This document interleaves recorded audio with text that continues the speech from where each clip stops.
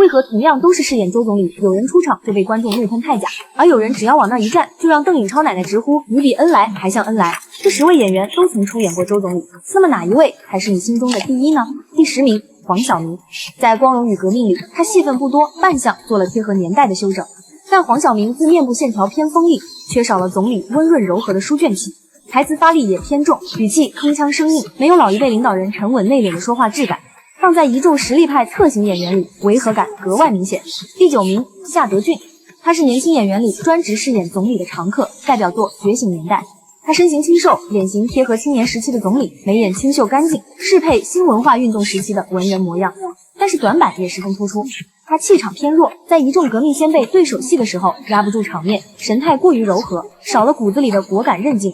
这样的气质让他更适合演绎青涩求学阶段的总理，所以局限很大。第8名，朱亚文。他凭借建军大业成功出圈。朱亚文身形挺拔，体态端正，身姿仪态在一众年轻演员里格外出众。拍摄期间，他也做足了功课，翻看了大量青年总理的史料照片，刻意打磨言行举止，重点塑造革命青年的精气神。他自带的磁性嗓音是加分项，说话通透有力。尤其是当众演讲、激昂呐喊的戏份，嗓音穿透力极强，把青年人的热血赤诚演绎得十分到位。可他身上硬汉气息过重，硬朗感盖过了总理儒雅的文人底色。而且或许是因为他和周总理的外形相差太大了，所以表演痕迹偏重，刻意拿捏沉稳的神态，反倒显得不够自然，只能勉强贴合青年革命时期的人物状态。第7名，孔祥玉。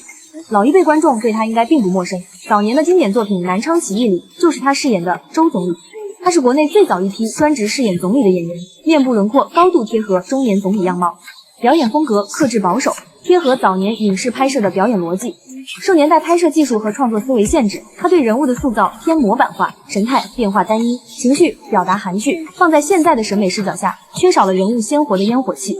第6名，苏林。或许有很多年轻观众对这位老演员十分陌生，但在70、80年代的革命战争影片里，苏林就是战争版周总理的代名词。他深耕总理角色数10年，专门演绎解放战争、土地革命这类战乱时期的总理，前后出演10余部红色影片，代表作有《4渡赤水》《巍巍昆仑》。他的优势在于骨相贴合，颧骨、眉眼细节高度还原周总理，不用过多的妆容修饰，天然自带相似感。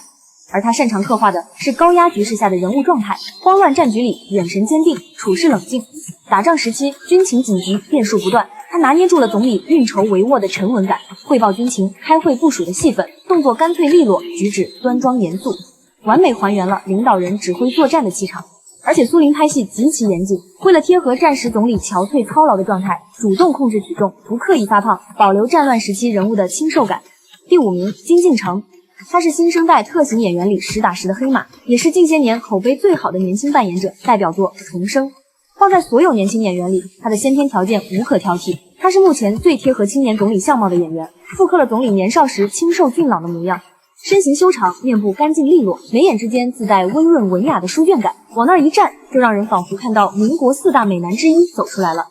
而且他态度极其认真，为了贴合青年总理清瘦挺拔的体态，他长期严格管控饮食，保持低体脂身形，哪怕拍戏高强度熬夜，也绝不放纵身材走样。为了吃透人物神态，他收集整理上百份史料影像，空闲时间反复逐帧回看，专门模仿总理细微的神态、眼神变化。台词方面，他更是下足苦功。他本人原声语速偏快，语气轻快，为了贴合总理温润稳重的谈吐，刻意放慢语速，压低声调，每天反复练声，打磨语感，摒弃了自己原本的说话习惯。除此之外，他还专门走访多地革命纪念馆，查阅大量人物传记，沉浸式感受青年总理的思想心境。第4名，柴云清。很多年轻观众不熟悉这位老艺术家，其实他是80年代御用扮演者。他在生前为了贴合角色，减重塑形，反复钻研总理讲话录音，复刻语气语速。他的独到之处在于生活化演绎，私下待人温和谦卑，把总理亲民柔和的一面展现得淋漓尽致。可惜参演作品年代久远，画质模糊，曝光度偏低，没有被更多人熟知。第3名，刘进。他30余年饰演总理，参演影视作品超50部。为了吃透人物，刘进家里堆满了总理的传记、史料、黑白影像。数十年间，他坚持反复翻看历史录像，逐秒抠细节，深究总理的说话语气、抬手动作、思考时的微表情，甚至连习惯性的侧身站姿，都日复一日对着镜子反复纠正。除此之外，他常年走访曾陪伴在总理身边的工作人员，请教生活细节，揣摩人物私下的温柔与隐忍。也正因这般深耕，他的适配跨度极广，从意气风发的青年到满目沧桑的晚年，全都驾驭自如。第二名，孙维民，他没有天然相似的骨相，却能精准拿捏总理每一个阶段的心境变化。重大外交场合沉稳威严，私下独处时落寞隐忍，情绪转换流畅自然。他演绎的总理有血有肉，抛开固有伟人滤镜，更像是一个有情绪、有软肋的普通人。无数业内同行评价，他演的总理最有温度。在《海棠依旧》里，他为我们呈现出了最温柔的一版周总理。整部剧聚焦总理后半生的平凡日常，褪去了政坛之上的严肃气场，把周总理身为丈夫、长辈、人民公仆的柔软一面尽数展现。孙文明把这份温润善良、隐忍无私的风骨刻画得入木三分。当年谁看这一版周总理的时候没有掉过眼泪呢？第一名，王铁成，没有任何争议，他就是所有饰演周总理的演员里永远无法被复刻、被超越的标杆。不同于其他演员常年频繁接拍伟人影视剧，王铁成一辈子执念极深，倾尽半生心血，只专心打磨周恩来这一个角色。代表作经典电影《周恩来》，很多人只知道他演得像，却没人清楚他为这个角色赌上了自己的身体健康。为了精准还原总理晚年病痛缠身、身形枯瘦的模样，本身不胖的他严苛节食，减掉20斤体重。拍摄期间，他全程拒绝舒适休息，刻意让自己面色憔悴、精神疲惫，贴合总理常年操劳、积劳成疾的病态体态。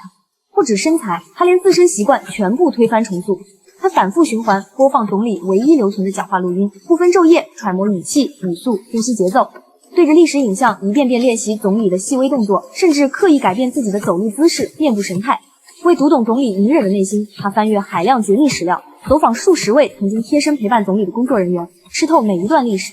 也正是这份极致的赤诚与付出，换来了无可挑剔的评价。邓颖超亲自观影接见，看着他哽咽感叹，那句“你比恩来还像恩来”的至高夸赞，就是对他最好的肯定。文学大家曹禺看完成片，激动到起身后退鞠躬，直言他让世人再度见到了活着的总理。纵观这10位演员，每个人都在用自己的方式致敬周总理，但绝大多数演员是在扮演伟人，唯独王铁成做到了和人物血肉相融，所以他就是当之无愧的第一。